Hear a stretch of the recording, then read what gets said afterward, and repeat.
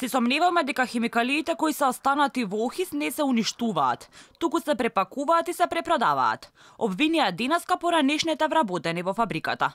Велат имаат и фотографии како доказ и бараат средби со надлежните од фабриката, со надежда да добијат одговори за дали челниците на Охис се богатат на нивен грб. Ние бараме увид, пошто имаме некои сомневања дека тоа се препродава.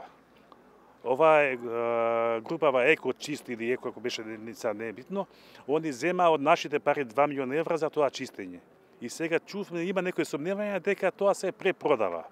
Велат чудно е што извештајот за што се случувало пред 10 дена во фабриката го нема.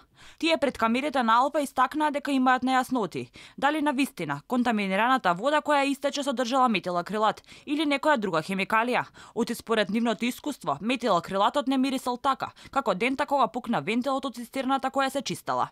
Нешто друго чепнале, нешто друго отвориле, некој вентил отвориле што не треба, некој капак отвориле што не треба, некој резервоар, а тие мономери се атомска бомба. Тие пукаат и тоа е многу опасно.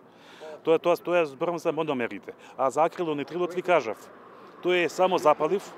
Ете, има тука два резервоарца тука и врз нив тече вода, ако се загре над 18 степени, тој се само запалува. Но одговор на прашањето дали истакал метилакрилат и колку тони контаминирана вода истакла, 2, 6 или 11, како и колку хемиски материи испариле во воздухот, нема. Се уште се чека извештајот, каде точно ќе се утврди што се случувало и кој ќе ја сноси одговорноста за хаваријата, односно инцидентот, како што го нарекуваат надлежните.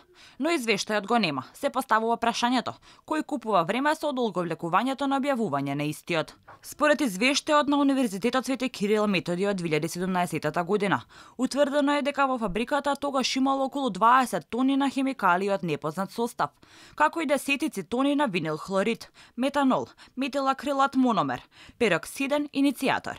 Од Министерството не одговараат на нашите телефонски повици, ниту пак на мејловите кои ги испративме до нив. Прашавме дали се исчистени овие хемикалии и ако се, од која фирма, дали истата поседува лиценца за вршење на таа должност и дали во целост ја испочитувале препораката на Универзитетот за итно чистење со кое би се избегнало нарушување на животната средина и здравјето на скопјани.